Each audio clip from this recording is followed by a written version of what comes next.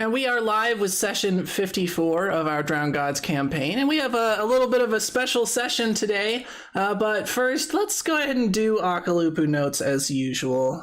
Just go over what happened last time.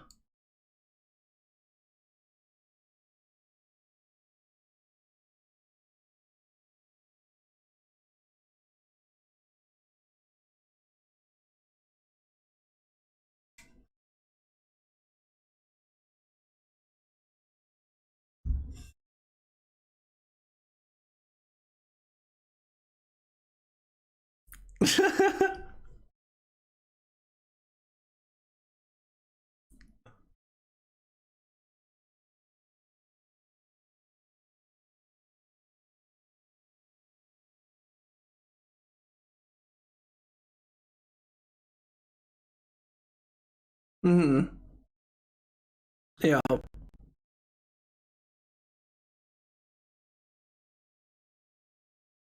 Mostly that was just a thing we were doing, and it also didn't go very well because frickin' PPOP's mom.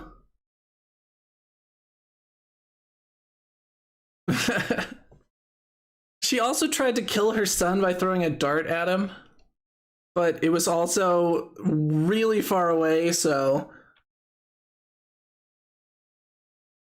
And then we did mess around, kind of exploring the tower a bit, trying to find a way in, landed on the roof, messed around with the kind of pointy bits sticking out of the top of the tower, and did chat with JB a bit and got some information. It seems like the tower only opens when the Great Tree / Star Mother communes with it.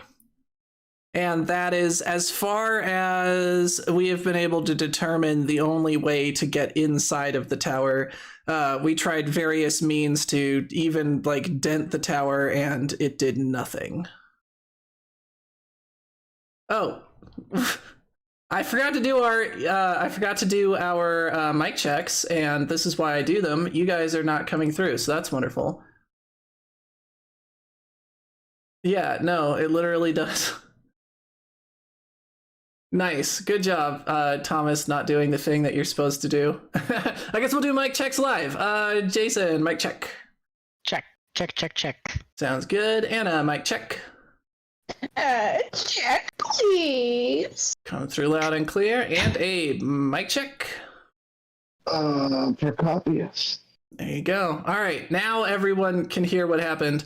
Anna, would you like to give the Akalupu notes again, since they couldn't hear that? Sure, they're pretty short anyways. So we hear my sister calling for help from the tower, and we go and check it out. Haku comes out and challenges me. A great battle ensues. We defeat him, and the real Haku comes down from the sky and is my real spirit animal. My sister is probably dead, but I'm okay with that. The curse seems to be broken. And then PPOP and Yasuko go, and they are digging around and hiding like creeps in the forest, but PPOP's mom nearly kills them and sees them wherever they go. But then we go and we try to look around the tower. We find out that there's no way to get in it. We can't even dent it, and it has a weird tingly feeling around it, near the top especially. But we talked to JB, and we realized that we can only get into the tower when the Star Mother / the Great Tree communes with it. And that's what we figured out. And yes, I added on the extra bits because we just went over it. Yeah, sweet. So yeah, that catches up the very confusing intro of me talking to myself like a crazy person. I mean, which is just any time I talk, but yeah, accentuated.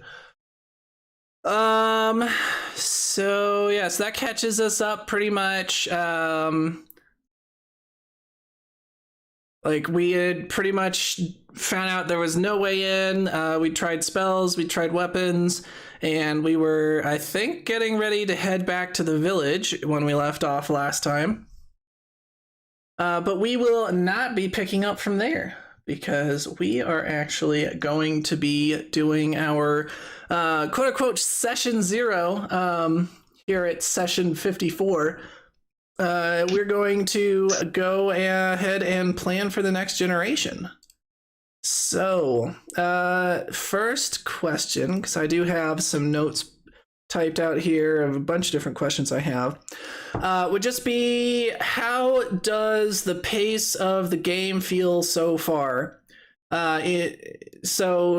context, to explain kind of what I'm thinking with this question, we are just now finishing the first generation of 5 planned.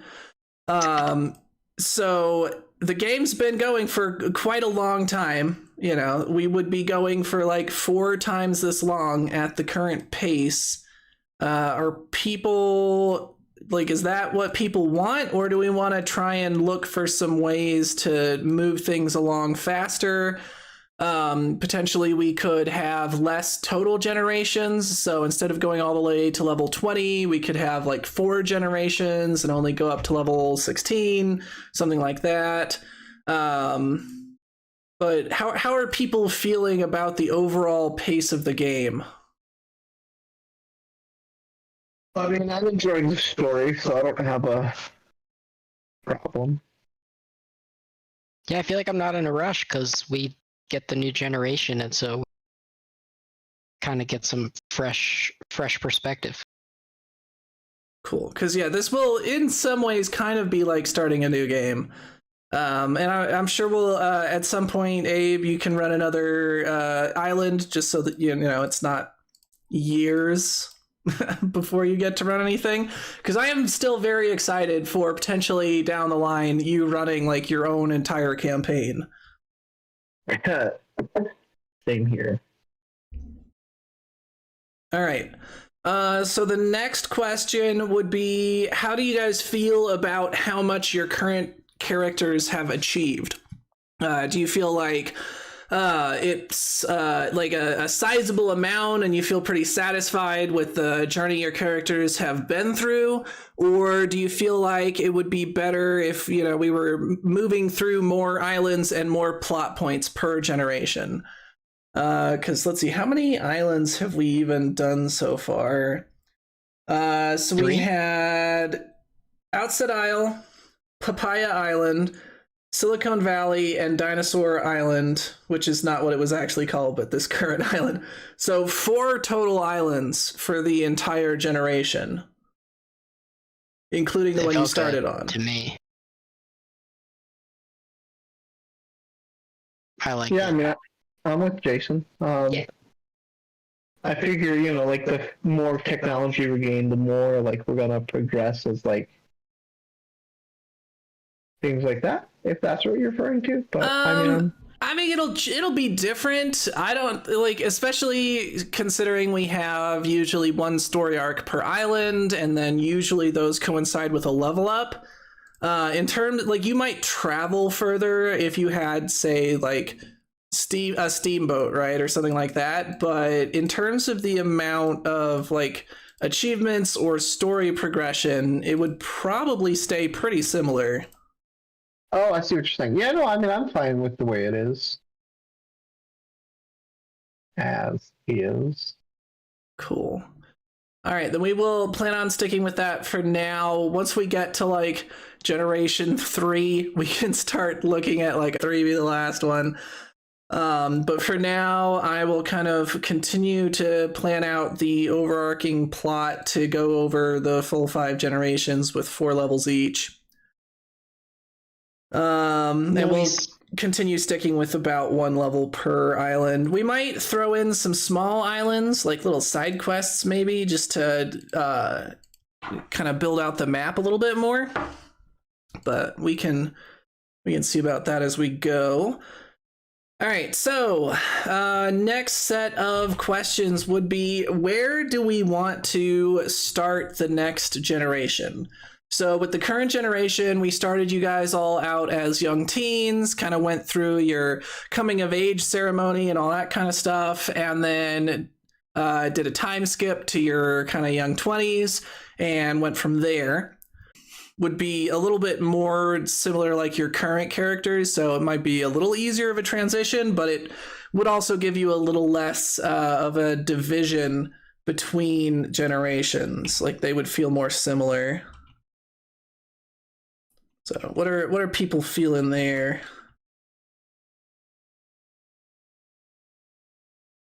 Well, I mean, I feel like this is really more of a question for PPOP, or I'm sorry, Anna and Jason. Yeah, no, your character is just going to be like your character, unless we decide to do something crazy, like start everyone out in their 40s or something. Your character is going to finally be physically in like the equivalent of their 20s. He's like, gonna be like an actual 20-year-old looking person. Yeah, instead of looking like you're still, 11. Yes. So I feel like that alone, we should be more adult. So just start in your 20s. Don't have like the coming of age arc. Yeah, I think so. Cool. Any thoughts, Anna? You are on mute, by the way, if you're talking. No, I was unmuting myself. I'm good either way. I mean, it's always kind of fun to have the coming of age, just as like you can kind of get a little bit more familiar with your characters. But I mean, I'm also fine, like Jason said, especially since Mono Inui is just going to look like a creepy 20-year-old hanging out with a bunch of teenagers. I mean, that's also He could be babysitting y'all, just like Mono or PPOP and Akalupa, or like we're going on a hot date. Mono Inui, you watch the kids, and then you guys just get to prank him the entire time because he's a lame adult. Right. But yeah, no, I'm good either way. I don't have a preference one way or the other. Cool. You still feeling 20s, Jason? Yes. All right, then we will plan on that. So rolling into the question of, PPOP and Akalupu going on a hot date, we need to decide how we're going to handle the previous generation. So obviously, like, lifespans are a lot shorter back in the like technology setting that we have. But even with that, you guys being in your 20s, presumably all of the PCs and NPCs from this current setting, aside from maybe some of the older ones like JB, would still be alive. So we have the question of how do we want to handle the previous generation's PCs? So a few options for that. And obviously there are more, so if anyone has suggestions, definitely let me know. But a few that I've thought of are we could hand wave them and not mention it. This would probably be like the easiest way to do it, but maybe a little bit immersion breaking. Real quick, is Thomas breaking up for you guys, or is that just me? Oh no, me too. I thought it was my internet. I thought it was me too. Hello. Testing 1 2 3. Testing 1 2 3 and 3. Is that better? Yes. Yeah. All right. Cool. Definitely let me know if I start breaking up again. But yeah, it might have just been like an internet hiccup on my end. Anyway, so back to the question. So how do we want to handle the previous generation's PCs? Again, these are just some options I thought of, but feel free if you have any ideas or suggestions to let me know. So the first option would be to hand wave the previous generation's P2. We just kind of purposefully ignore it. Next option would be for them to be alive and in the game. So like at that point they would be hybrid NPCs/PCs. We would need to decide who's going to play them. So like, are you going to continue playing your own PCs, and you might get into a situation where your next generation PC needs to talk to their parent, and like talking to yourself, role playing with yourself can always be a little awkward. And another thing we would have to address if we go with that option is why they wouldn't join in on the adventure. Because they're going to be a little bit older, but not like that old, especially not for like a strapping lad like Akalupu, who I feel could probably still bench press a house even at like 45. I mean, but what if he's like, a village chief or protector or something like that, where he's got like responsibility? Exactly. That's what we would have to decide is like, a reasoning for why your characters wouldn't just join in, and also on the same vein, why Akalupu and Pipiopi wouldn't join, but Manawanui would, right? Manawanui's kid is still an infant. Well, Manawanui's probably doesn't have a kid, but we'll see. Third but option. in this hypothetical. There you go. Third option would be for your PCs to be dead. We could decide how for each one of them.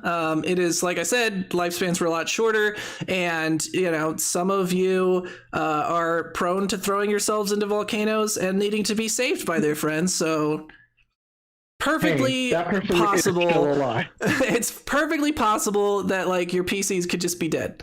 And then we know like exactly where they are, and we would just need to decide like why, how, and the timeline. And then they could still be in the game as like Spirit spirits. World is a thing. Yeah. Yep. Absolutely. And then the final option would be for their current status to be unknown to you. Obviously, that would still leave them in the world, and I would do something with that. But that would mean that they're missing. Maybe they left on an adventure and never returned. Whatever the reason is, for whatever reason, you as their descendants don't know where they are. But they would be somewhere out there and would still be potentially brought back into the plot by me at some point, again, as NPCs. So to recap, 4 options that I have are hand wave the problem and really not mention it, they're alive and in the game, they're dead, or you don't know where they are. So any thoughts? Well, as somebody who's not affected by this, I don't like it if they're just like hand waved off. Yeah, because like I said, that's the easiest, but definitely immersion breaking. Yeah. Yeah, I don't love that. I vote against that. But the other ones, I like all of them. Yeah, I feel like Akalupu is either dead or missing. Okay. I don't see Akalupu as like settling down and like. I like missing presumed dead. Then it's like dead and missing. Yeah. Okay. Yeah, that's probably my favorite too. Cool. Then let's plan on that. So your characters, any of the NPCs that are, or any of the previous PCs, or even like current party NPCs like Yasuka, right? Could just be like, and we'll have to decide which ones exactly, and we'll get to that when we start figuring out kind of more about the your characters and their families and all that stuff. But we will assume that they are all missing and you don't know why, and I will, like, they'll still be in the world and I'll probably bring them into the plot at some point.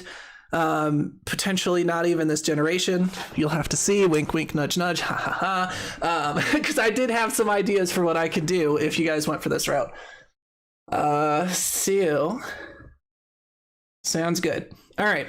So, final kind of like big overarching question before we start looking into the like actually starting to put together your characters, and that's gonna tie into a lot more of like nailing down timelines and stuff, is going to be the tech progression. So there are 2 ways you can go with the tech progression. So one way would be the standard route where you go Stone Age, which is kind of where you are now. So next generation would be like the Bronze/Iron Age, and kind of following somewhat a mirror of actual history. And that would mean that you're moving toward the kind of tech that we saw from like Captain Lady, where they had like an actual pirate ship with cannons. The other option would be to go down the scavenger/weird science route. And for this route, rather than fully like developing and understanding the technology as you progress, it would involve a lot of like scavenging these relics like Genie or the tower or these other things that you've seen that are of like a whole other level of technology than anything else in this world. And you wouldn't probably fully understand them, but you would start to get enough of an understanding to start using those things. So you might, figure out how to use like an alien blaster, but it could also blow up in your face. You might start, instead of ships, you would be moving more toward like hover devices. But a lot of it is going to be like janky because it's this weird science.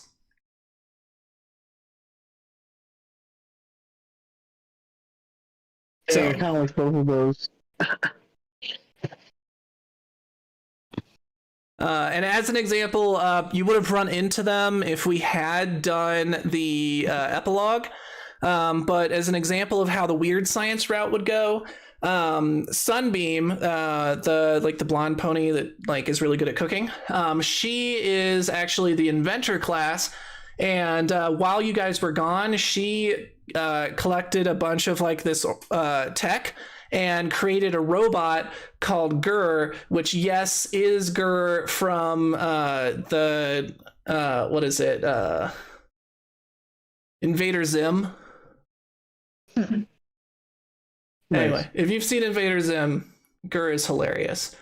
But anyway, she has this like weird tech robot that, has limited sentience.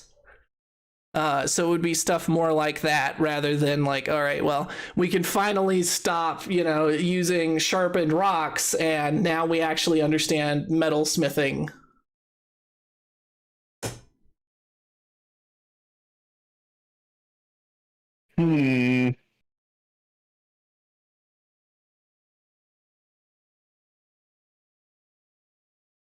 Sound fun. Right.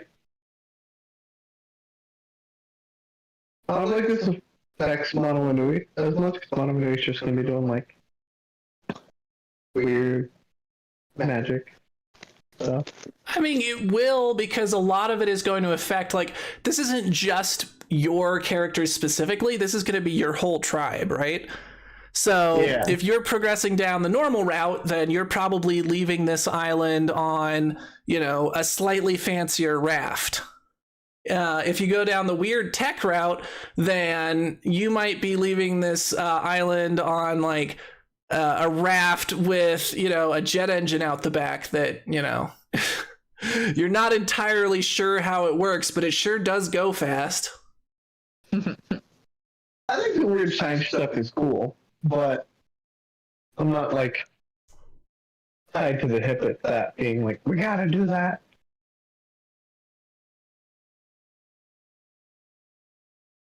Do you have any thoughts, Jason? This one I don't have a preference, actually. I feel like I've had a preference about everything else. Okay. Well, why don't we plan on sticking to standard progression then? And there will be more opportunities of like weird tech you can get your hands on. And in game, if you decide to go down more of like pursuing that stuff, you can. Okay, fun. I like that.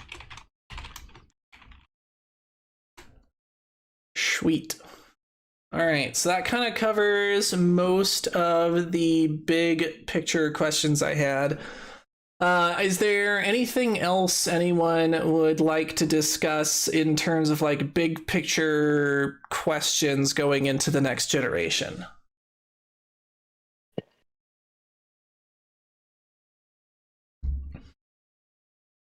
All right, then we will start some planning. So, what was that? Anna shook her head as a no, but she didn't say anything, and I was asking why she shook her head. Because it's very helpful. Because I can see her. To be fair, I find myself doing that in like remote meetings all the time, where I'm like nodding along with someone even though they can't see me. Yep.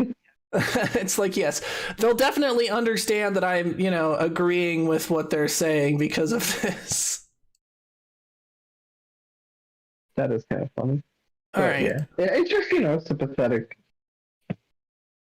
response. Yeah. All right. Who wants their character to be put through the ringer first?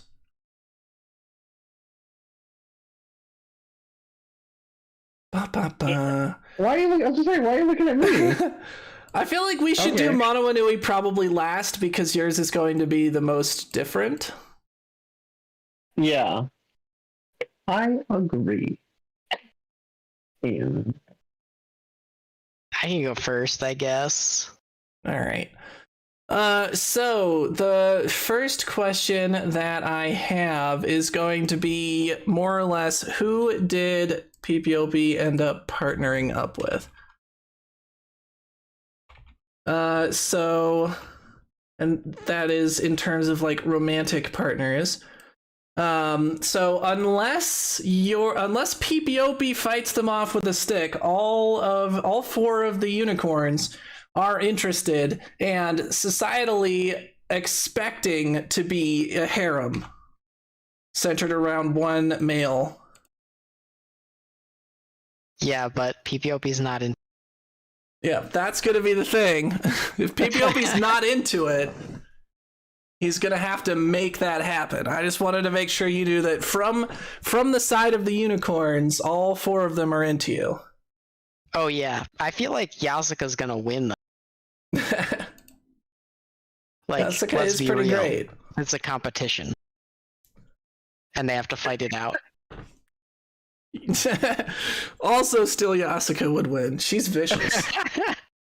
y'all, she can one-shot people with that dang fireball. Well, actually, that was the scorching ray Oh, there we go. that Point is- evaporated Mako. But yeah, She got some skills. But yeah, I feel like the love child of PPOP and Yasuka is the character. all right. And that is honestly great because PPOP's mild mannered and Yasuka's over the top, so it's honestly just like a moderate tempered dude. Yep. So next one would be how many siblings? So is it just like an only child or are there others? Keep in mind that this is an age before birth control.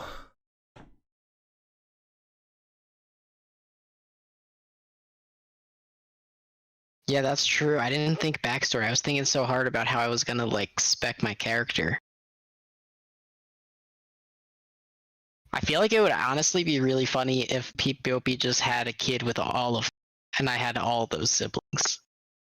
So instead of just Yasuka, you did actually have a full harem? Well, but like Yasuka, like a flavor of the week type. Like never admitting that it's a harem, but Mhm. Yasuka's the current. And so I have like an older sibling and a younger sibling from various phases. Okay. And so are you thinking 3 siblings? That would be one child with each of the unicorns, or would there be multiple?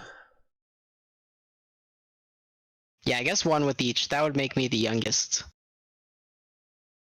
All right. All right, so 3 siblings.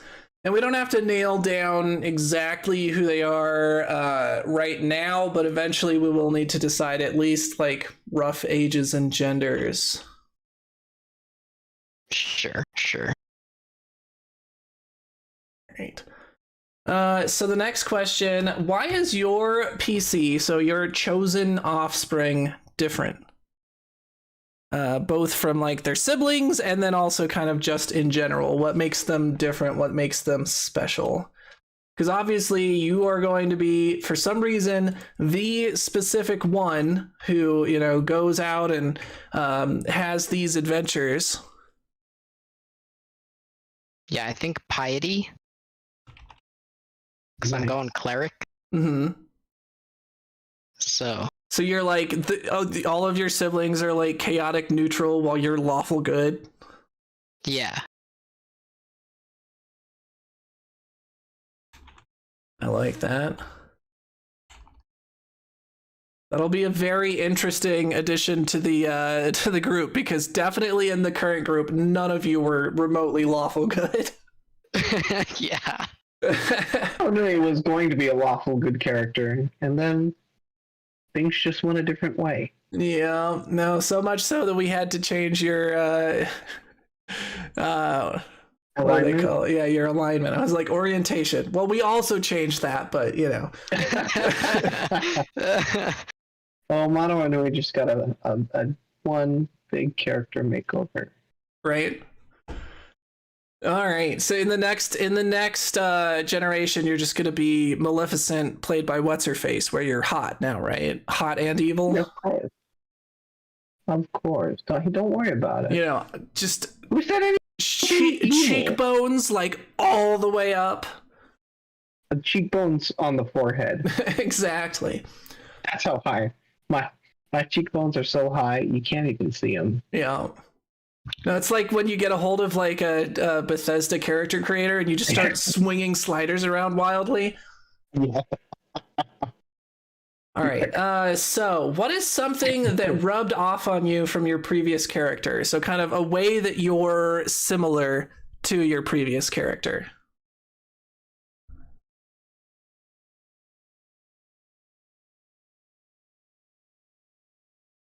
Pretty quiet, I would say. Like, not quiet. Like, Contemplative? yes.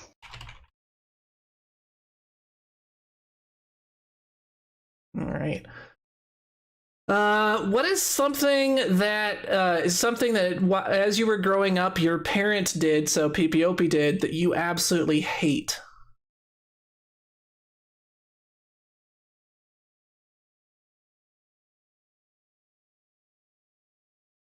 So this would be like not a one-off thing, but like just a thing that kept like a recurring behavior, not just like, oh, that one time he chucked me off the cliff was horrible and now I'm traumatized.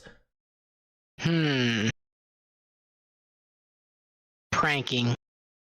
That's That a was pretty solid bad. one. Oh yeah, the cliff thing was bad, but you know, that's one trauma, not, you know, many small traumas. Time. Just one too many cans of peanut brittle with a snake popping out. Yeah, a little bit too much Loki influence, for She sure. ruined his faith in canned peanut brittle. Yeah. And the worst part is your actual mom was like in on it. You had to go to one of your stepmoms to get any comfort, because like BlackRock or Sunbeam would both feel sorry for you. Yasuka would just think it was hilarious.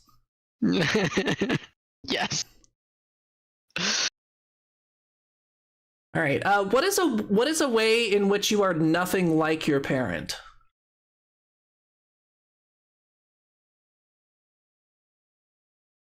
I feel like that's fairly similar, but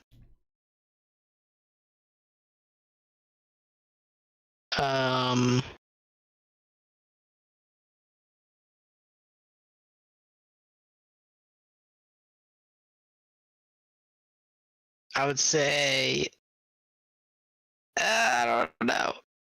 Yeah, we can always come back to it if you want time to think about it. A way that I'm different. Are you a special snowflake?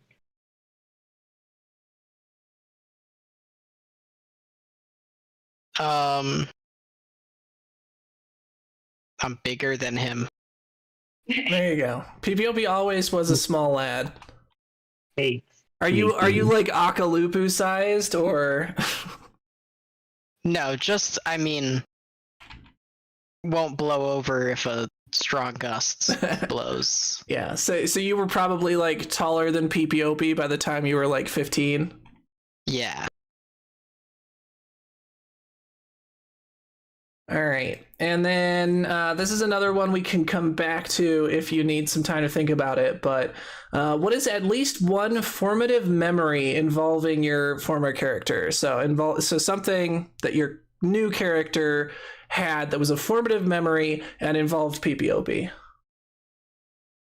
the very graphic and completely, not completely, but substantially abridged version of the smiting story that inspired PPOP's religious bout is gonna, I feel like, should have inspired the piety that I'm talking about. Yeah. Was it more like PPOP's run-ins, or was it more him talking about his dad, Elvis? Well, his ostensible original dad, and his like constant run-ins with Kapu. Yeah, I think all of it, but like specifically the one about PPOP would have been, I think, a recurring like bedtime story. I don't know, but like with details changing every time. All right, so a very, very graphic and abridged versions of smiting, and drilling in Kapu as important. Yeah. All right. Cool. But when we land on the island, he's like, "But guys, we haven't circled the island yet." Exactly. Yes, super Kapu cop. Now I can Definitely- see a little bit of family over there. Yeah, definitely the fun police over here. All right. And we'll get to, after we do individuals, we'll get to like the group itself. But for now, we're just doing individuals. That is it for PPOP. So Anna, what about Akalupu?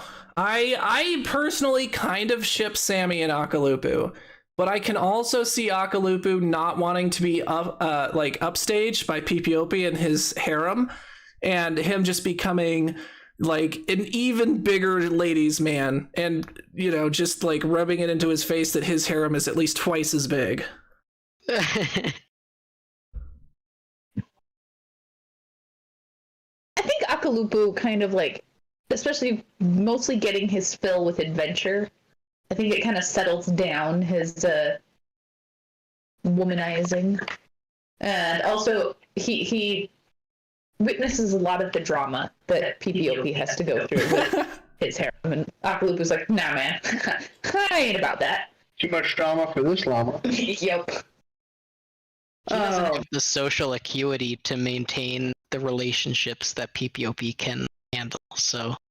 Yeah, that, and to be fair, the unicorns are from a culture where like this, like the harem is just normal, so there's probably not that much drama outside of the same drama you would just have with the 4 unicorns as a friend group.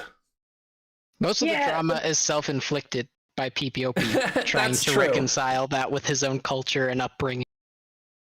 Yeah. Yeah, but it's still too much. Akalupu's like, nah. Yeah, and it also doesn't have to be Sammy or even a named NPC. It could be like villager number 3. Like it doesn't have to be anyone in particular. Or mysterious outsider of a different race. It's You true. could be a halfling. No, you're half land shark. Haka got like tangled up with Topple and also got turned into a girl. Don't worry about it. No, I kind of ship him with Sammy too. Like, Sammy kind of brings out the gentler side in him. Exactly. I love that. They're cute together. They are. Oh yeah. I mean, when Sammy basically looks like a parrot up on Akalupu's shoulder, it's hard for them not to be cute together. Right. Like, this would be one of those where, like, if this were in our modern times, like, people would keep giving you, like, weird glances because they'd think that it's, like, a dad and his daughter getting way too affectionate. Basically. Oh man, we saw someone at the arcade with their kids, and she was, like, 4'6" on a good day. And she was wearing, like, 7-inch heels. That's like Philip and Tiffany. Yeah. So I don't know if you remember, Thomas, back at my wedding, but one of my groomsmen was 6'8". Yeah, I mean, I guess it's pretty memorable. There's not that many people who are like taller than you. Yeah, no, it's weird anytime I meet someone taller than me. It does not happen often. but his wife is at most 5 foot. Yeah. No, At like most. it's a And thing he's that 6'8". happens. It's like it's like- I wasn't saying that to make it sound weird at all. It's a thing that happens. No. I was just saying, yeah. No, I agree. It's odd that tall people, like very tall guys and very short women, end up together. Yep. All right. So, how many siblings does your character? Or I guess another thing, I mean, we could kind of leave this until late if we wanted to. We probably should establish genders for you guys, but I guess yeah, we'll leave that until the group part. Since for now we're just like hewing out the rough details. An option that might be a little too dark and sad, but like would make sense and could add some drama for your new character, would be that you could be an only child because Sammy died in childbirth. I'm not gonna lie, I was like going to suggest the same thing, but kind of have the same caveat of like, I feel like this is a thing that makes sense, but it may be a little too dark. But I think that's something that makes sense and is kind of like that, like trauma, right? That Right.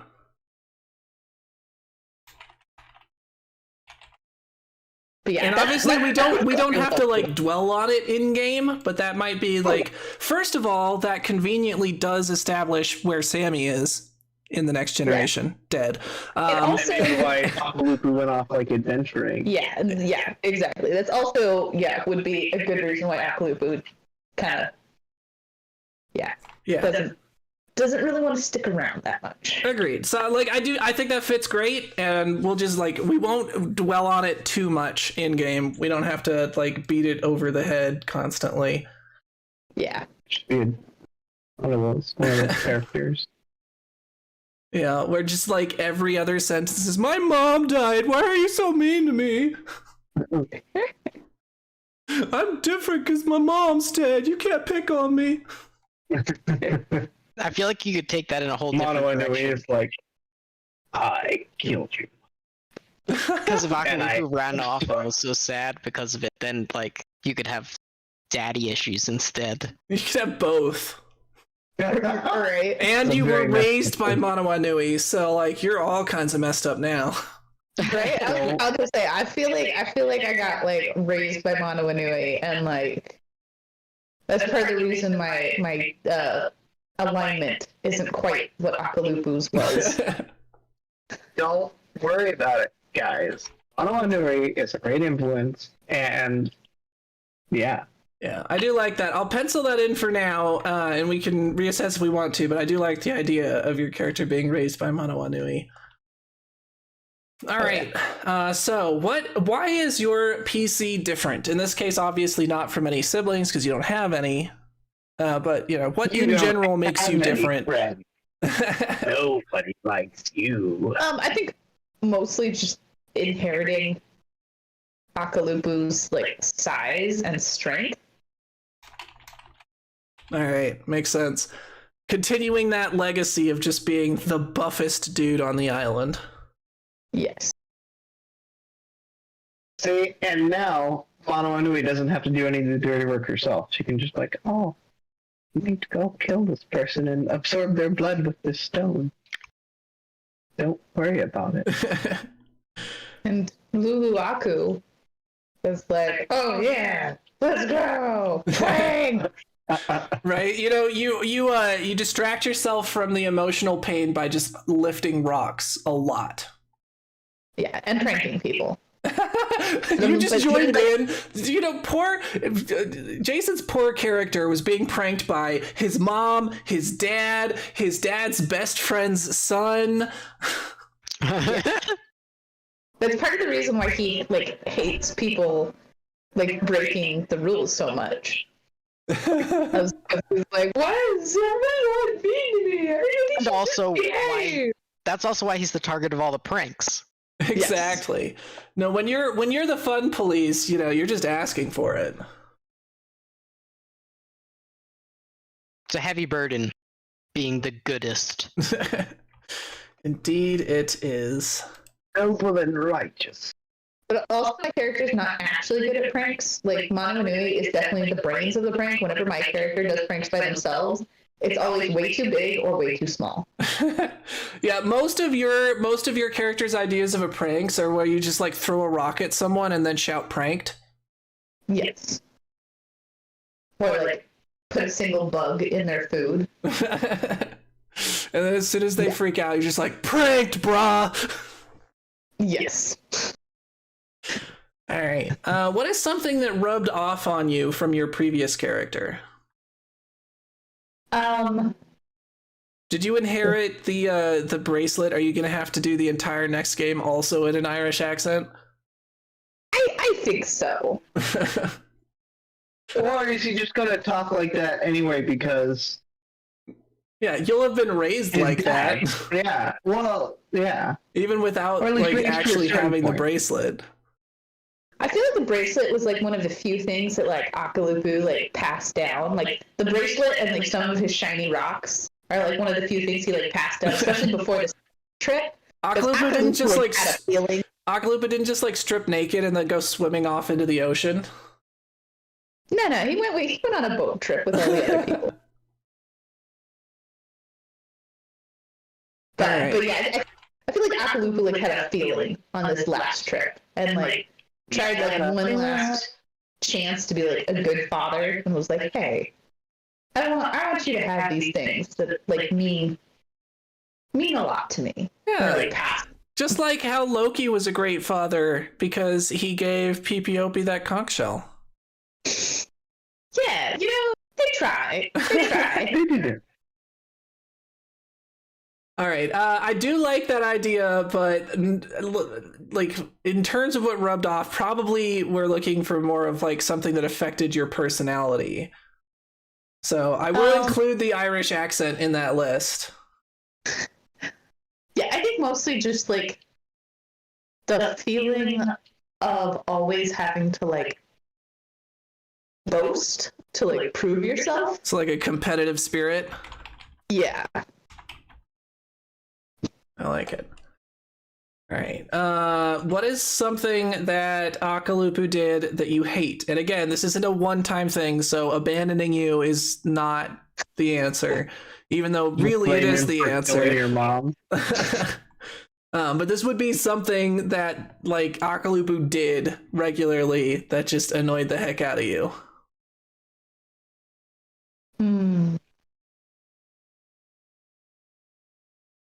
I think it was the way he ate all the time.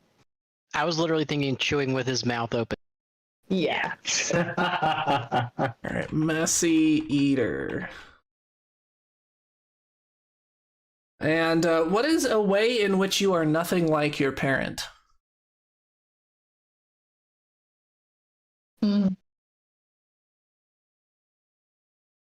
I think Akalupu's I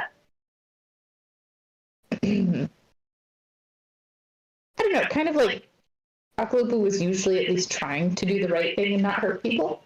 In a way. Guys, are we amazing about the degenerates? I mean, except for Pipiopi's son, child, who's like a goody two shoes. PPOP will keep us on track, I'm sure. Yeah, well, this would inherit It'll be a- Manui's alignment. I think it'll be a fun dynamic. Just keep in mind that we do want to keep it tempered enough that like some inter-party drama is great and creates lots of fun moments and like character development, but it can't be so strong that there would be like enough animosity that like you would be like, well, screw you guys, I'm leaving, right?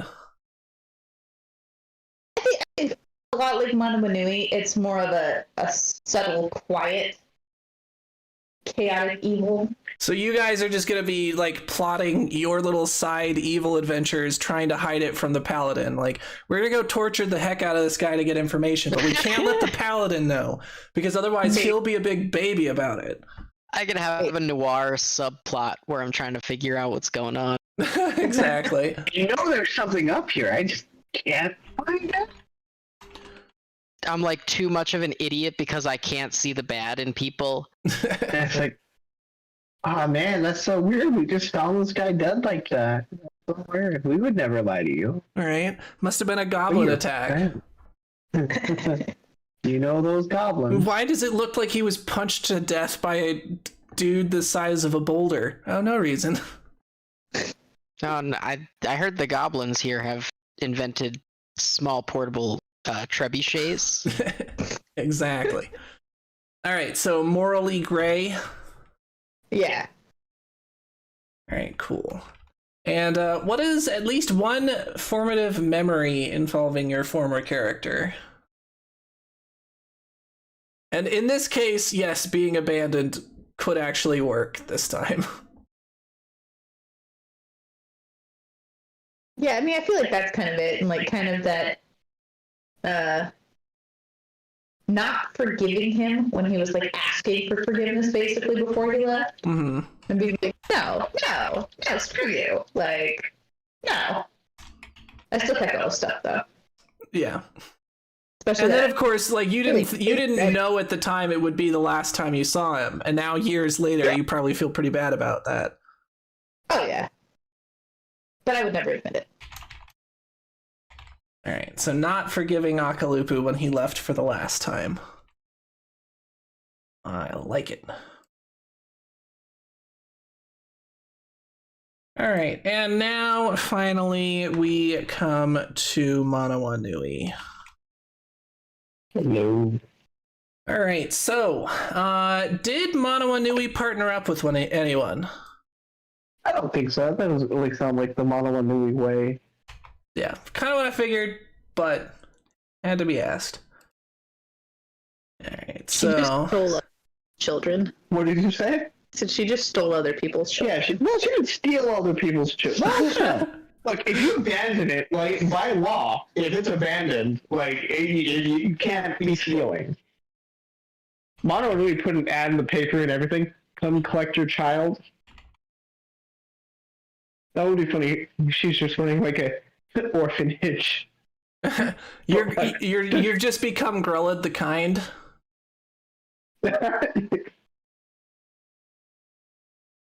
Huh? Yeah. No, Monowanui didn't partner up with anybody. Cool. Yeah. So then the answer for how many children you had was just that you raised Anna's character. So what is a way in which your character is different than they used to be? Like different from where? Different From what point from in their your life? character as they exist when we wrapped up the current generation. Um, And this is looking just for like basically there's gonna have been quite a few years in the interim, so like some form of character growth. yeah.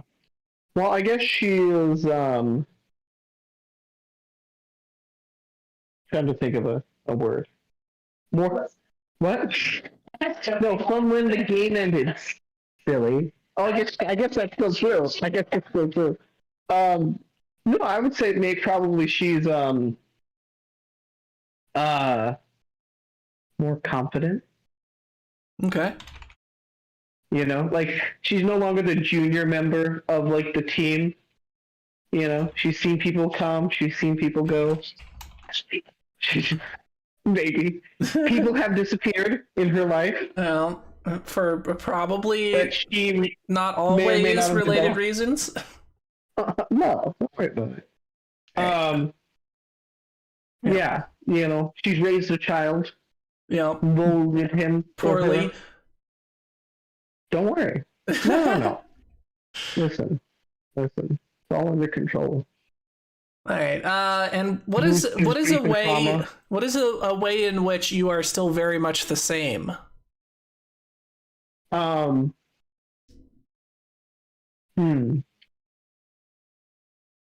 She still really wants to, well, like in like her motivations or like in her like, huh? I said personality. Oh, she's still very secretive. All right. Topple, maybe. Hey, don't even worry about it. Keep asking all these strange questions and don't worry about it. I don't know if you're on. I think you're on mute, by the way. Oh, okay. Just that way there's not an echo. If it sounds like I'm talking to someone else and it doesn't make sense, I'm talking to Anne. Yeah, no, we're aware. All right. What is your biggest regret from the intervening time? She probably wouldn't say it, but she probably regrets letting Akalupu disappear. Yeah, You know, PPOP evidently. Did PPOP disappear? Yeah, all of the main PCs have disappeared. Okay, wait. How did I miss PPO? What happened to PPOP? Did he set off and do something with Akalupu, or? We haven't established it yet, but that's my assumption, is that like Akalupu, PPOP, probably Yasuka, and some other people all left and never returned. Okay, so one of her regrets would definitely, well, Sammy's death. That's gotta hurt, because her and Sammy had a bond. You know, they were both. You know, I was gonna say they were both Witches. the witches to this, and they both had the same patron. You know. Yep. They were kind of too. Well, You were clearly Topple's favorite, though. Sammy was too like nice for his tastes. Yeah. But she was the only one who had some sort of like that she could relate to as far as what's going on. Right. She was like the only person she could confide in about a lot of the stuff going on in her life. And now that she's gone, and all of her other... Did we lose Abe? Yeah. Anna, tell Abe we lost him. Unless we lost Anna too. Anna's muted. Yeah, but she That could doesn't mean hear we us. didn't lose her.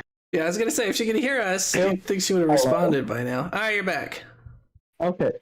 So she feels guilty a little bit over Sammy's death. Like I said, she feels like maybe she should have done more to prevent it. Mm-hmm. Maybe she was out collecting, soul stones or whatever. But she feels like with her magical powers, she should have or could have done more to save her. And then she also regrets the fact that her other two friends are most likely dead.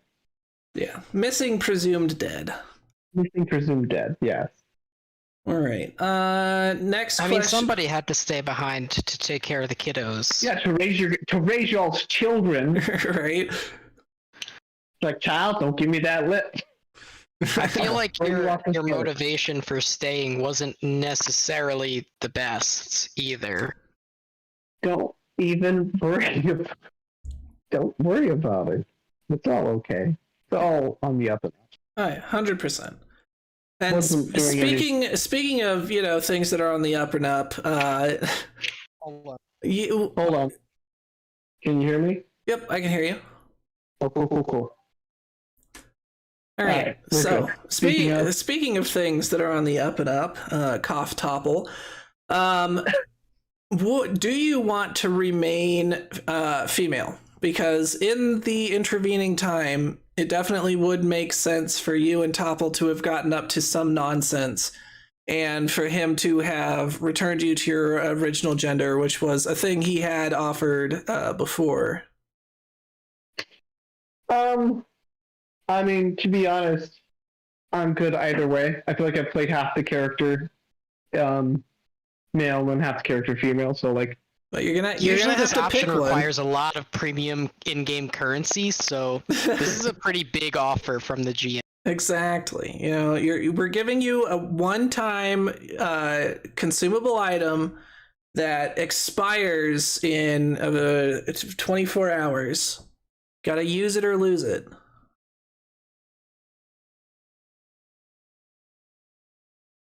I don't know. I'm like content with my character the way she is.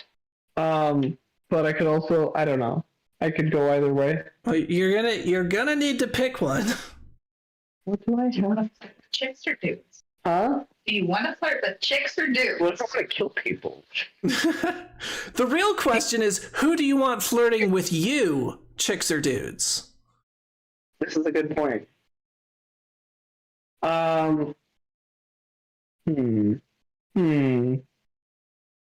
Because you're a smoking 20-year-old at this point. This is Now, true. now you don't need the crown for Akalupu to point at you and say booba. Well, the Akalupu is dead. See, Are Pathfinder elves similarly lithe and graceful? Not necessarily. Like, it's not a hard rule, but in general, yes. Like, you're gonna be Hottie with a body.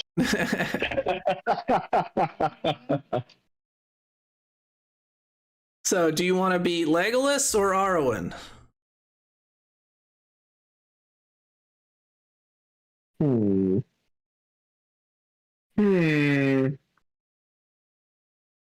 Huh? Be a milk? No, she wouldn't be a MILF. To be my milk. Who? My character. Oh, I was like, what are you talking about? I don't know. TBH, I didn't think that was going to be a possibility. As being this, I haven't put a lot of thought into it. All right. Do you want to circle back to that question?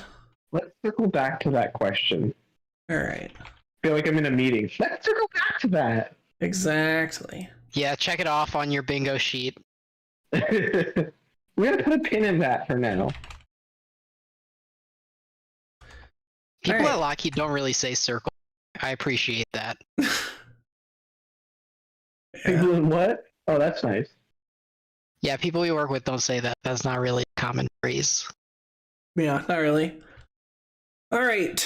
So, final question then would be: what is at least one formative memory from that occurred during the interim? So, between when we wrapped up and when we will be picking up. Well, I mean, there's been a lot. I mean, like, I'm sure, like, the disappearance and or death of her friend, that's pretty formative. Yeah. I'm sure there have been just some general magical shenanigans as far as, you know, continuing on the maybe going towards, like, darker magic type path.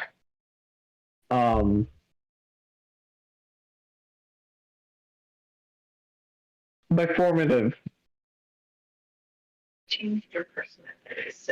yeah, okay, well then I guess I'd just say probably the disappearance and or death of her friends. That's pretty formative, I would say. All right. I mean, we kind of already covered that, but we can reuse it. Because the biggest regret I kind of put is Sammy's death and not so much your friend's disappearance. So that works.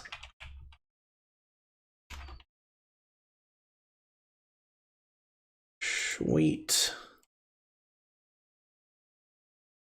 All right, so now that we've kind of decided how what your characters are like, we do need to. Well, do we want to go into a little bit of like the what happened between? Like, obviously, we've talked about a decent amount of what happened between just in creating the characters, but do we want to flesh that out a little bit further and then talk a little bit about how the game is going to start first, or do you guys want to nail down the last few details on your characters, like your gender, your class, like those sorts of hard details first?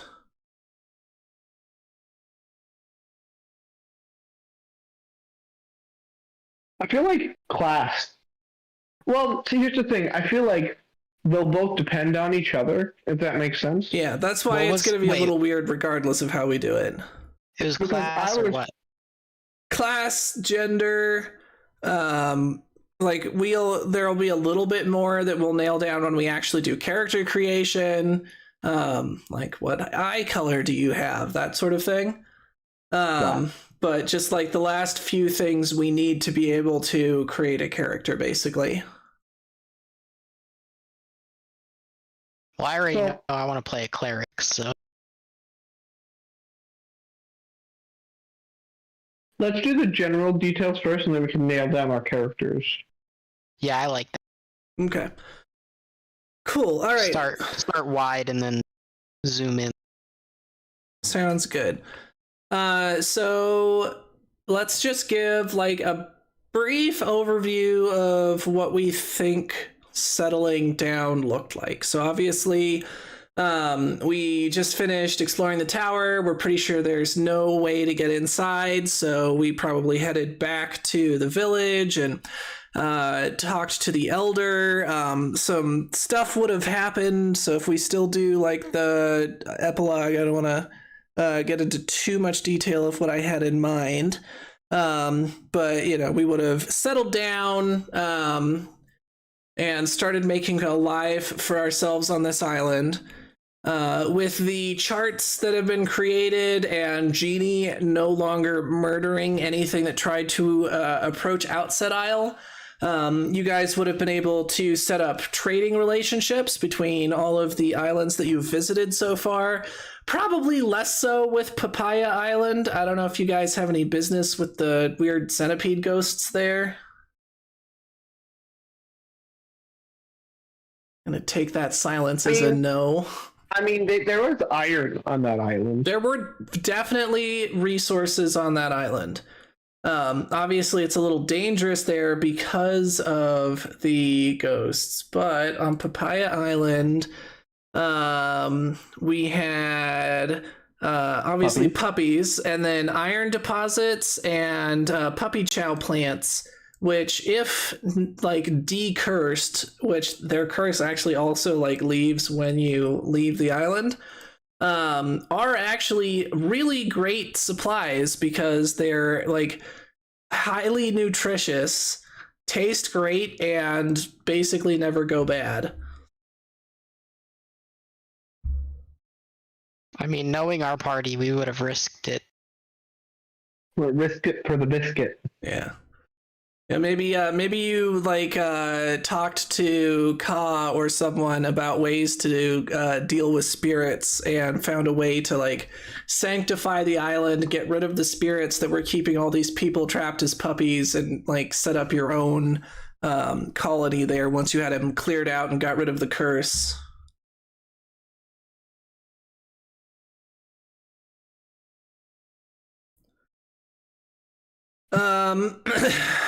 So from there, like I said, we'll assume natural or standard progression for now. So with the resources that you guys have, you guys are kind of entering the bronze/iron age technology wise.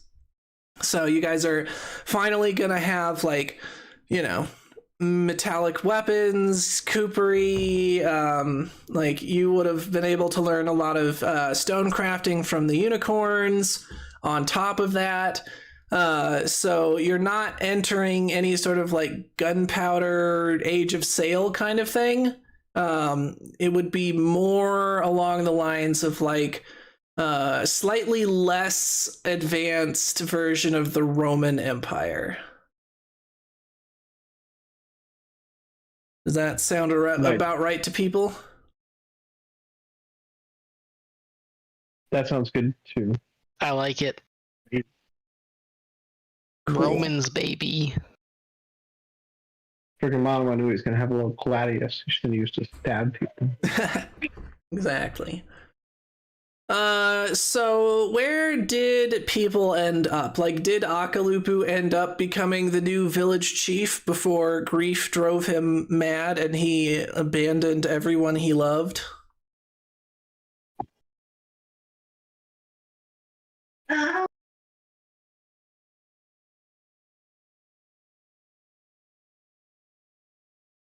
think you're muted. Yeah, I was gonna say, you're on mute if you're talking, Anna. Hey, Anna. You're muted again. Oh my gosh. Just hit the unmute button. I did. Like a microphone, but it's got a slash on it, but you want to hit it so there's no slash. Oh my gosh. Smack him, Anna. He's asking for it. I I don't think that Akalupu ever quite wanted that level of responsibility of being like a village elder. Like, I feel like if he became a village elder, it's because other people made him a village elder. Like, I don't think he ever tried to become a village elder. Yeah. But at the same time, you know, after you had that, you know, very wise sounding Irish accent, may have just happened exactly that way, where everyone's like, this guy is strong and smart.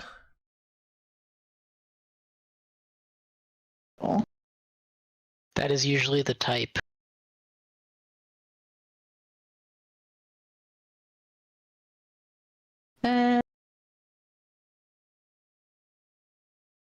He became the village elder. At Okay. least one of them. And there's multiple. Yeah. Yeah, there could be multiple village elders. What about PPOP? Did you decide to be a swamp hermit like JB? Are you like living in the village with everyone else, potentially as one of the other elders? Did you decide to, you know, make a compound in the mountains with your harem? Yeah, I think he's probably just like the new Loki. Nice. Because Loki's definitely gone and got himself killed. We can only assume. Like, if nothing else, eventually he would make Pele mad enough. Yeah, and I feel like POP's more on like the Pele leaning side, as like the spiritual side. Yeah, so you're like if Bob Ross was the jokester of the village. Basically, yeah. Nice.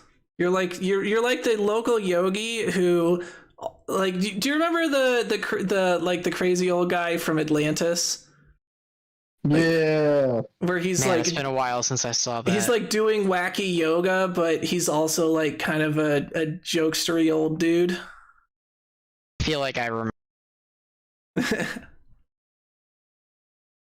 So yeah, kind of like that. A lot of your attentions are probably, you know, taken up with your harem and your many children as well. Absolutely. All right, and then what about Mono Anui? My immediate thought would be that Mono Anui would go back to making a tower out in the middle of nowhere and probably just build a second tower next to the metal tower that you guys can't get in. Yes. That was legitimately what I was gonna say. You know, continuing her arcane delving into knowledge that is. Yeah, which is Strange and another one odd. of the reason that Anna's character is so like messed up. They were also raised by like a crazy warlock in a tower that is like a 3-day journey from civilization.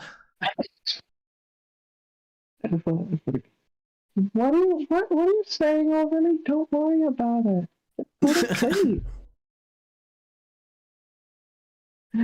What it just turns out like Mordred. Exactly. You know, What?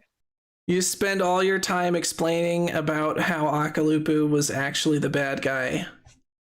Yes. You need to go kill him. Make him.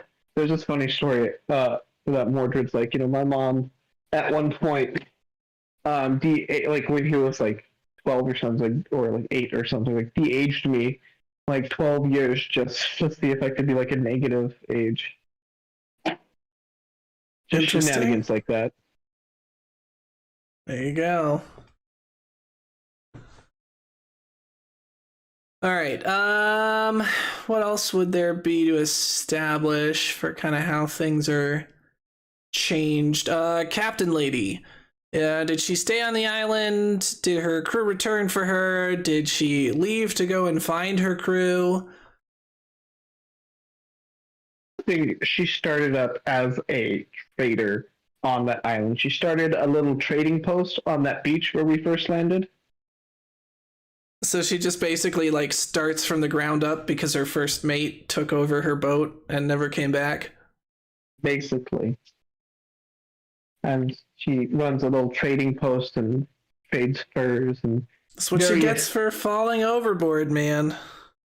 I know, man. She's never. Well, I didn't say she's never gonna get drunk again, but we all know that's not. Yup.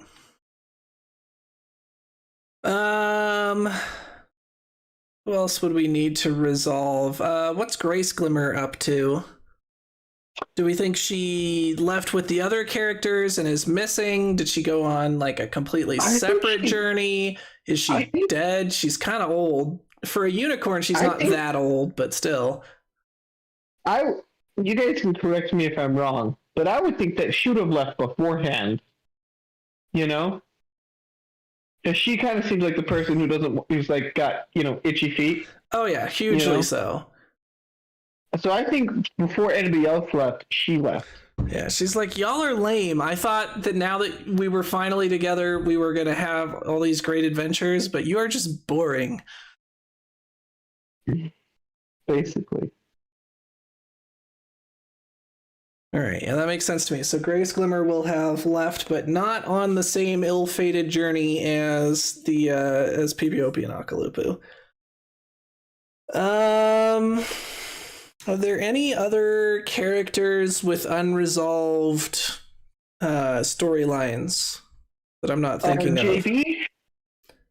Yep, JB would be one. So what is he up to? Like, obviously he just went back to being a swamp hermit. He was already fairly old, so is he just dead at this point, or is he just ancient and still kicking? I think he's just ancient but still kicking somewhere in the swamps. I like that. He just like now he rides around on a palanquin carried by footbiters because he's too old to walk anymore. I love that. Yes. Yes, that sounds great. I like it. Mako is obviously dead, so he's just a ghost that occasionally, scares people. It's like, oh, burned me. I really want to know because I was just incinerated and I don't know. Exactly. It all happened so fast. Anyone else? Do we want to establish like what happened to some of the people back on Outset Isle? Like Pawalaka or Loki or Pele or any of those people?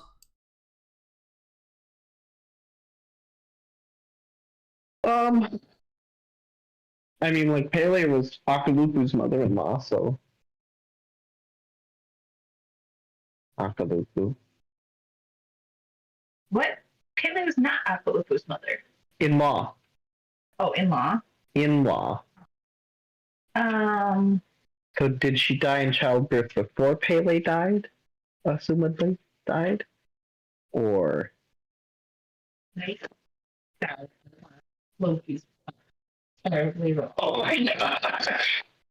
You're still on mute, Anna, so we have no idea what you just said.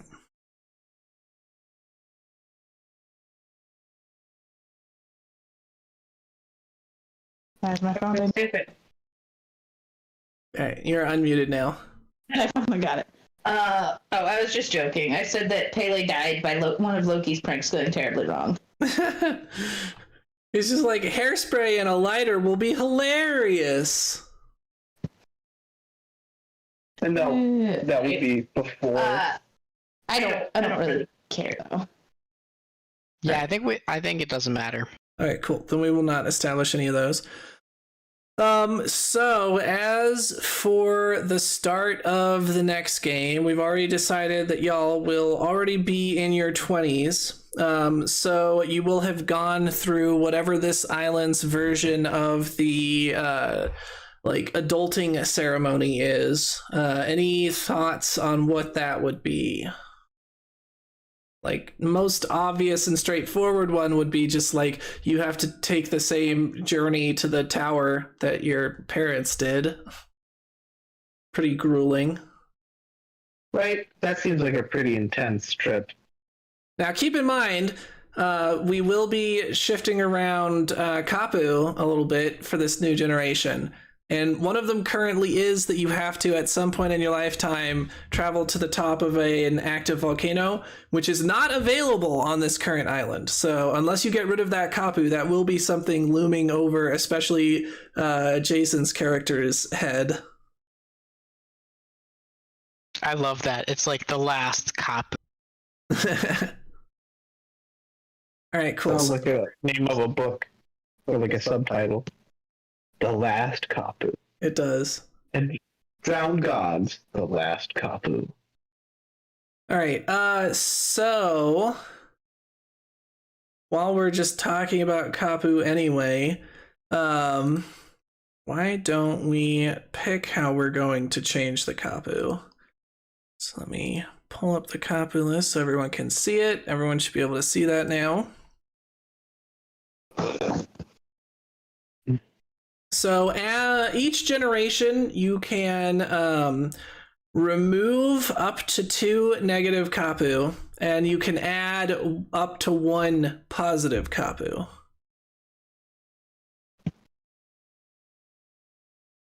I say we definitely remove the eating one.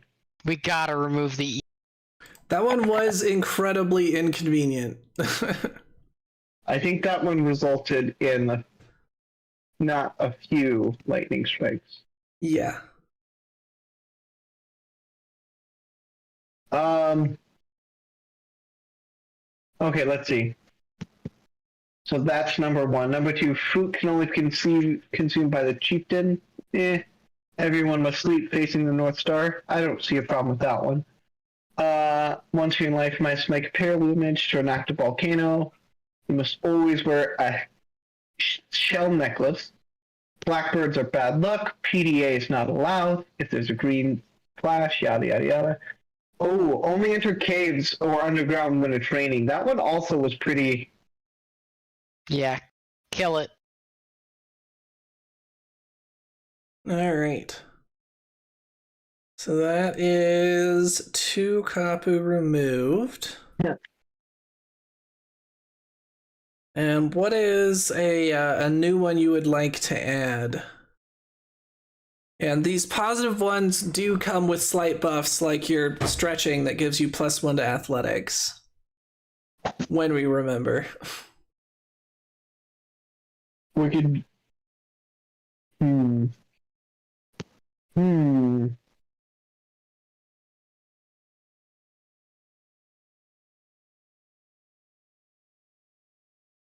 We could put in like after your morning stretch, you have to like meditate, and that could give you like a +1 to like fortitude or will or something like that. Yeah, that could be an option. And then each generation we could just like expand the ritual. The morning ritual. Until it's like you guys can't even leave camp until noon because you're so busy doing your morning ritual. But would be debuffed to all And heck. yeah, we would be so buff. We could just stay out until midnight. There you go. So is that what you want to go with? Adding morning meditations? I like it. What do you think, Akalupu? Or whoever you are? I like it. Sounds good. Okay. Very controversial.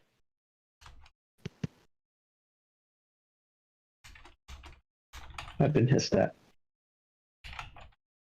All right, so we'll go with every morning you must participate in ritual stretching, +1 to athletics when applicable. Then meditate to center yourself, +1 to will saves when applicable. Sweet. So that is Kapu updated.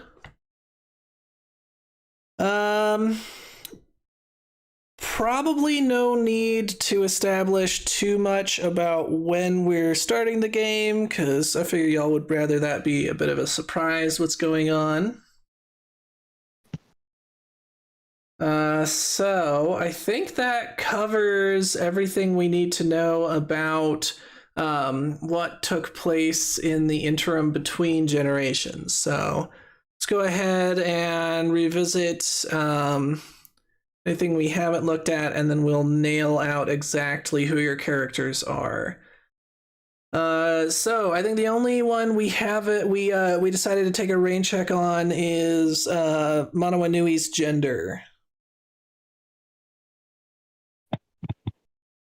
Like, correct me if I'm wrong. Since she'll be raising some children, I feel like a motherly nature would be kind of interesting. That was just my thought. I mean, they're all going to be in their 20s at the point that we start the game. Yeah, but going back to when Akalupu Jr. was just a wee lad.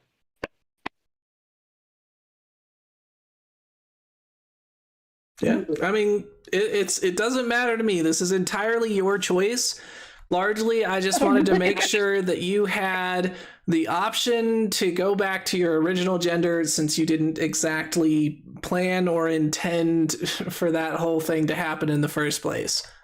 No, I'm chill with it. I think it gives my character and depth, and how long has it been doing this? Okay, I really hope this is soon, because that's gonna be hilarious. Right. Yeah, so I'm probably just staying as is. All right, cool. So you're going to remain female. Sweet. All right. It'll be like everyone right now with Tears of the Kingdom versus Breath of the Wild, where Purah went from being in the body of a little girl to where now she's in the body of a 20-year-old, and everyone is super thirsty for her on the internet. Yeah, there's a lot of thirst. I have not played Tears of the Kingdom yet. Well, I mean, of course I haven't, because I don't have, a Switch. But is it comparable to Breath of the Wild? If you liked Breath of the Wild, you'll like Tears of the Kingdom. Anything that you didn't like about Breath of the Wild is still going to be just as annoying in Tears of the Kingdom. Yep. Solid review. So they didn't change anything, they just added some things, and the things they added didn't really, most of them don't directly interact with major parts of how the last game played. Yeah, that sounds good to me. I mean, like you said, there definitely were some annoying parts about Breath of the Wild. Yep, and those are still just as annoying in Tears of the Kingdom. Yeah. You still start off with zero endurance. Oh yeah, no, the very first, well, not quite the first thing, but within the first few minutes of the game, you get set all the way back to one stamina wheel and 4 hearts or whatever it is. That is a little annoying. It sucks. Yep. All right. Anywho, so sidetrack. Jason, you are a cleric. Faux show. What is your character's gender?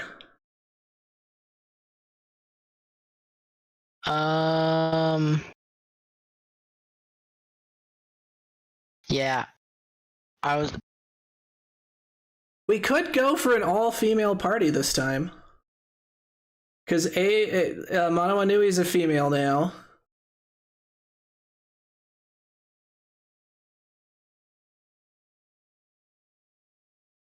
Give me a minute. Okay. Now I'm faced with the same decision as Abe. Crumbling under the pressure. Right. If you're not ready for the question, you're just I didn't think this through. Well, I was really ready to say male, but then I was like, oh, but that would kind of the all girls thing really threw me for a loop. Well, what is Akalupu? Do you want to be? You have a particular preference? Yeah. I was planning on being a dude again. A dude? Yeah. Okay.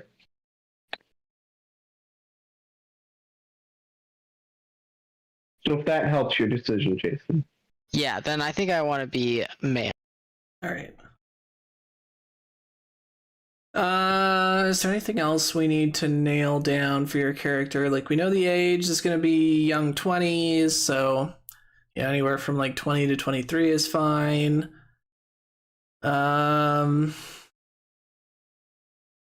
Anything else you can think of that you would want to establish before we actually like put together a character sheet for your new player or for your new character? I did have a question. Sure. So if Mono Anui is compiling like her own language to write like spells and stuff like that in, would that change into like a wizard class at all, or was it just still the same? Would that still be just the same? So you like writing is required to be a wizard, but having writing doesn't make you a wizard. Is there like a substantial difference aside from the number of spells you can have? Even that's going to be basically the same. Like, witches and wizards in second edition aren't really all that different in terms of how they behave. Like, their spell casting is going to be pretty much the same. The biggest differences are just your, like, the source of your power, where you have your patron. Instead of having a spell book, you have a familiar that is basically like the like where your spells are stored. So like if you lost Reginald, you actually wouldn't be able to cast spells in the same way that like a wizard who loses his spell book can't cast spells. And then you also do get some like bonus spells and other cool things you can do based off of your patron. But as far as like the general spell casting you do, they're both prepared spellcasters, meaning that you have a fairly small number of spell slots per day, but can learn as many different spells as you want and then prepare which ones you want for any given day. So it wouldn't really be worth overhauling your character to be a wizard. Not if all you're looking for is a difference in how you cast spells. A lot of the question of becoming a wizard over a witch would come down to like, are you looking to, get rid of Topple? Because it is a like it's a symbiotic relationship, but it means that like Topple provides things and also requires things from you. So like there are good and bad things about having Topple around, because like on multiple occasions he's been able to give you information or point you in the right direction or, that sort of thing. But then the downside is he also has asked you to do things that might not be easy or like particularly fun to do. Like, what the horrible accident of poor little Jimmy. Exactly. Who no one is at fault with, or I should say. Well, no, Jimmy's at fault, obviously. Yeah. Here's me, a weak little boy. Couldn't make it to the top of the hill. Exactly. Died trying. He died more of a hero than he ever was in life, so. Yeah. Let's be honest. And he may or may not be immortal. Not quite sure about that yet. Yeah, immortal, but in unending pain. Hey, we don't know that. We haven't had an exit interview with Jimmy on his That's true. golem life experience. You go back and he's just been given to like the Drukhari flesh weavers. They've got him as one of their screaming statues. Who's to say that even is Jimmy? That could be anybody. Yeah, I mean, after the Drukhari are done with you, very true. Exactly. You can't really tell. So, So anyway, that like largely in terms of becoming, if you want to become a wizard, that is going to be more of a role-playing oriented decision, more so than a mechanical one. Cool. So mechanics though aren't that different. Yeah, I guess, no, as well. It's going to be basically the same thing. You're going to have a similar number of spell slots. You're going to be able to learn as many spells as you want, and then just have to prepare the ones you want on any given day. It's the difference of like if you're a prepared spellcaster, you're a bit of a Swiss Army knife where you can do lots of things. You just need some prep time to be able to like pull off anything too weird. While if you're going to be something like a sorcerer, you have lots of spell slots, but you can only learn a small number of spells. So you have to pick the ones that are useful in the widest variety of situations, which generally just means becoming a, cannon of destruction like Yasuka, who evaporates people so that, are hiding in bushes. What do you want? Pen? Yeah. Oh, the stylist? Let me look. Cool. Alright, that answers my question. Cool. All right, so cleric, male, anything else you think you'd like to establish about your character, Jason? Yes. His name is Ipoipip because PPOP thought that was hilarious. So he goes by PPOP backward. Yeah, exactly. But he goes by it. Nice. But that's part of the reason why he hates pranks so much, because his name is literally a prank. His whole life. Right. I like it. It's where? All right, so Anna, class. She's You're muted unmuting still. herself. Hopefully. That's what she told me to say. Well, she didn't tell me to say. She said it as if you could hear it, but I assume she wished me to convey that information. Hit the button like 4 times before it does anything. Nice. Anyways, still barbarian. All right. And gender, you wanted to be male again? Yes. All right. Anything else you want to establish? I have my mother's eyes. He looks just like his father. Except for his eyes. You've got a woman's hands. Like you're huge, but you just have tiny little He hands. literally has his mother's hands.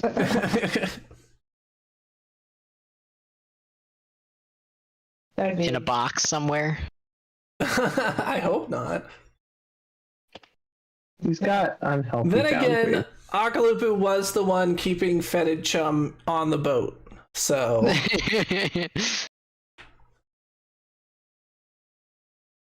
Ridiculous behavior. all right, and then Abe, are you planning to continue being a witch, or do you want to start working on becoming a wizard? Because that is an option. Something we probably would want to do on camera, though. So, like, you could have started setting the groundwork for, either destroying, overthrowing, or whatever topple at this point. But it would probably be like a thing for on camera to resolve that. Or are you pretty happy being a witch? I think I'm pretty happy being a witch. Just as a quick question, there's no like usurping or like anything like that. That's not an option. I mean, you could definitely become a daemon if that was your life's goal. Maybe. It's swirling around back there. Like it would be similar to like the trying to become a lich, right? Like it's going to be very difficult. But you can do that sort of thing. Especially if you got the lifespan of an elf. Exactly. But that would have to be like very much your life's goal. It's not a thing you do incidentally. Yeah, I guess I'll just, one day become a diamond. Oh. All right. I think that is actually everything. Anything anyone else can think of that I have failed to bring up?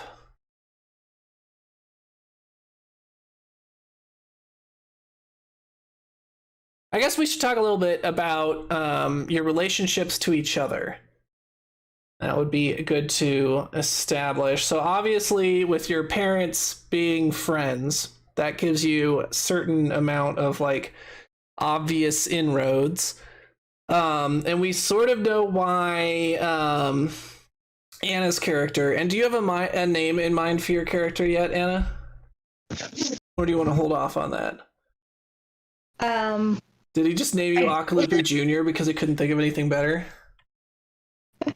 Well, I was gonna call myself Lulu Aku, but that's basically what PPOP just did, so it kind of ruined that. So I will. Sorry. Come back to that. All right. Wait, what's your... Oh, I see. Because you could be Akalupu Jr. and then everyone just calls you just go by Junior. Yeah, that works. I like that. And we can change that if we think of something better at some point. Yeah. No, I like it. I feel bad I stole your idea. I didn't know. Oh, it's fine. Yours works better, anyways.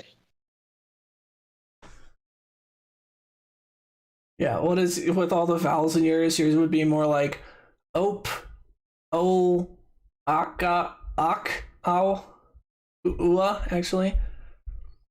Op, o, ak, ua. It would have been interesting. Yeah. All right, so we'll go for that. Go with that for now. Akalupu just couldn't think of a better name than his own, and his wife was dead, so she couldn't stop him. So, Barty Crouch Junior. so we know kind of how Junior and Manawanui, like where they're related. So obviously Manawanui more or less raised Junior.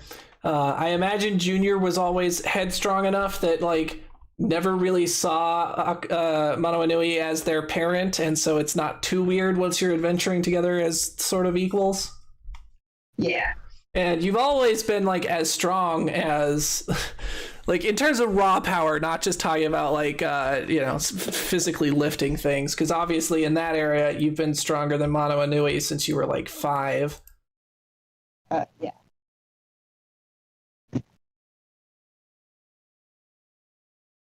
So what about Ipoi Pip?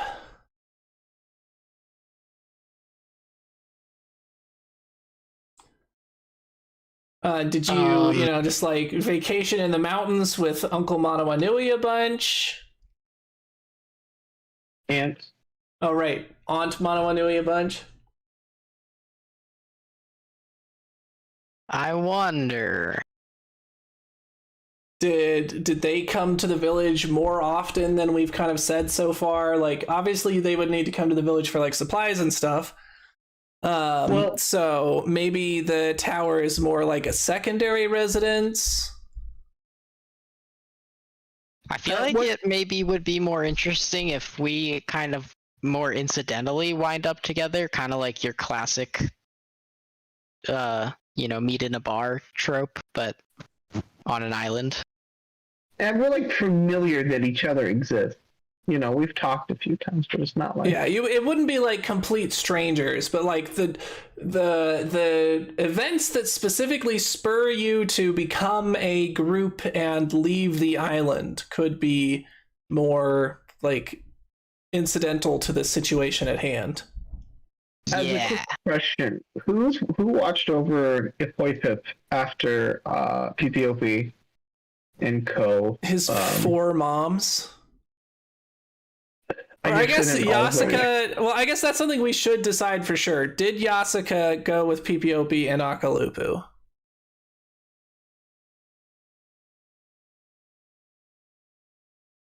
I feel like, yeah.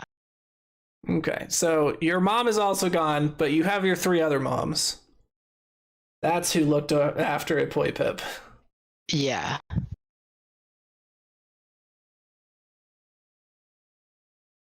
See, this is why you need a harem, so that when you and one or more of your wives disappear, there's still someone to watch after the kids. It's just common sense. Hey, they say it takes a tribe. Exactly. Okay, so that works. So, like, you guys didn't spend necessarily, like, a huge amount of time, but you would have known each other. Obviously, Manawanui would have been Ipoi-Pip's father's very close friend, would have visited at times. And Oh yeah, so, like, and there are rumors about those two. oh, yeah. There are rumors. Let me tell you. Indubitably. Indubitably. Sorry, I just think of Cool House Rock whenever I hear that. I had a question, but that it is passed out of my mind. Dun, dun, dun. Was it related to you coming back to the village at times? Oh yeah, that's right. I wanted to talk about. So we do still like the fact that Junior and Mono Inui kind of spent most of their time out in the sticks. That's obviously fine with me. Everyone thinks that makes sense. I think it makes sense. So, like, you were largely a hermit, and you really would have liked to get Junior to also live as a hermit, but he probably, like, couldn't stop hang gliding all the way back to village just to, be annoying. Yeah. Like, the walk back sucked, and having to make a new hang glider each time also sucked, but it was still worth it, just to see Mono Inui's face when you came back after a week.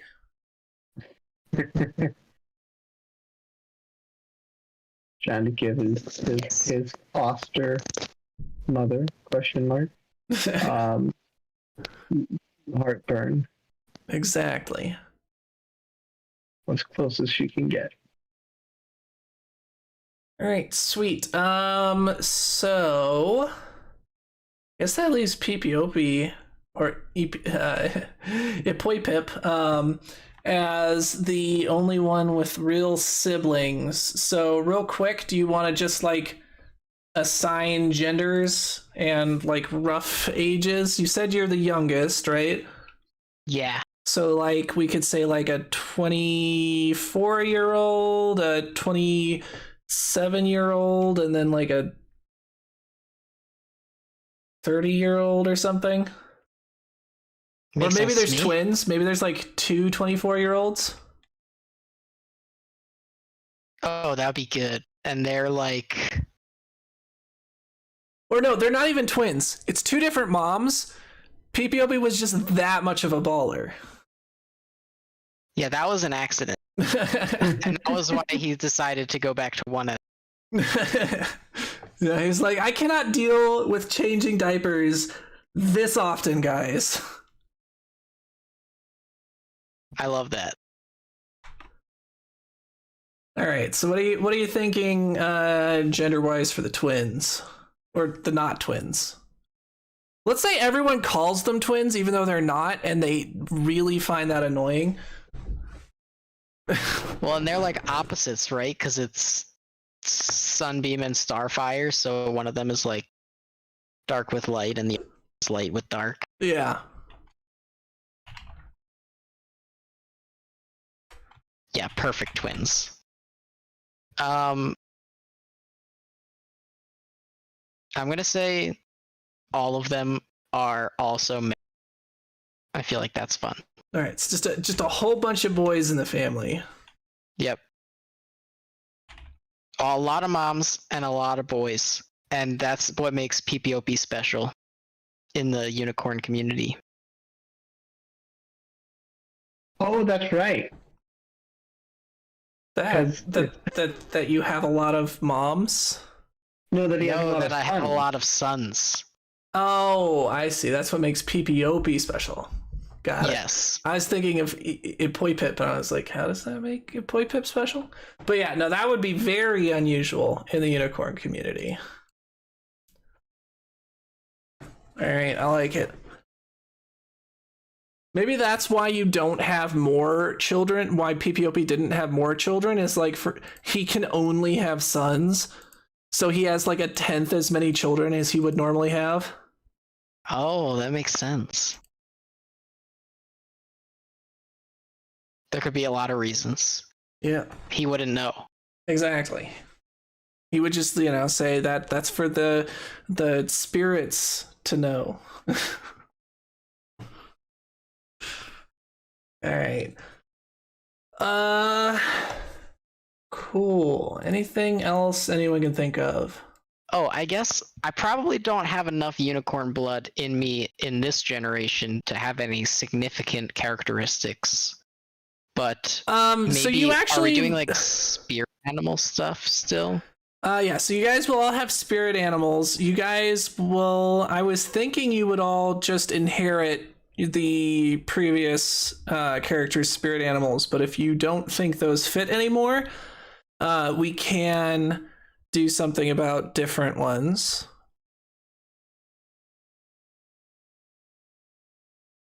I think a new spirit animal would be fun, personally. I think you still might be on mute, darling. I'm on mute. Can you guys hear her? Yeah, we can hear her. Oh, I can hear you. I told you. I don't know why I relayed that to you. Baby, they said that. I think for, at least for my character, probably spirit animal is still fine. All right. So aim spirit. And then you would like a new one though, Jason. Yeah. All right, so we'll work that in somewhere. Why can I not spell spirit correctly? I'm putting too many I's in it. There we go. ISS. It's like when you spell banana, the only hard part is figuring out when to stop saying A-N-A-N-A-N-A-N-A-N. Right. M-I-S-S-I-S-S-I-S-S-I-S-S-I-S-S. Exactly. And then at this point, so your Epoipip would be 3/4 unicorn. So you would be definitely more unicorn than human. Oh yeah, because my mom's full unicorn. Duh. Yep. So you could, similar like to the full-blooded unicorns, you could use your transformations to make yourself look human whenever you wanted to. And you'd probably be better at it than PPOP was even. And then optionally, you can also have some of the other powers from your mom, like Yasuka could fly. And then the kind of mage hand to replace, opposable thumbs when you're in unicorn form and just have hooves. Okay, very fun. I like this.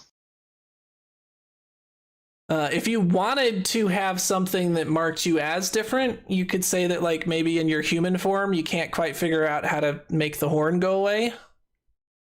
Yes. That's kind of funny. And then you probably would be more comfortable in your unicorn form than in your human form. Unless you think that just because you grew up around so many humans, you just kind of like defaulted to that. I feel like I would definitely default to humans around groups of humans, but I agree that I would be more comfortable in my unicorn form, especially because I would have been hanging out with moms mostly. Yeah. Mama's boy. But not even his own mom. Yeah. Because she's gone. Lots of parent issues in this group. Manawanui doesn't even know who his parents are and was like found abandoned on a beach. Junior, probably feels like he was responsible for his mom's death and then also got abandoned by his dad. Epoipip got abandoned by his parents. Definitely the setup for a group of well-adjusted and normal human beings. Oh, definitely. All right. Anything else anyone can think of? that we want to establish? Not really. All right. Well, if anyone has any thoughts, definitely drop them in Discord. And then we do need to, before the next session. Oh, well, I guess our final decision will be on the whether or not we want to do a prologue, but we'll do that post game. So let's go ahead and wrap up for now. No reason to ask what you've learned, because what you've learned is what's like everything. That's what we did. Yeah, what you've learned is everything this session. So we will just go ahead and wrap up. Thank you everyone for joining me. I hope you all had a great time. I know I did, and I will see you all in the next game.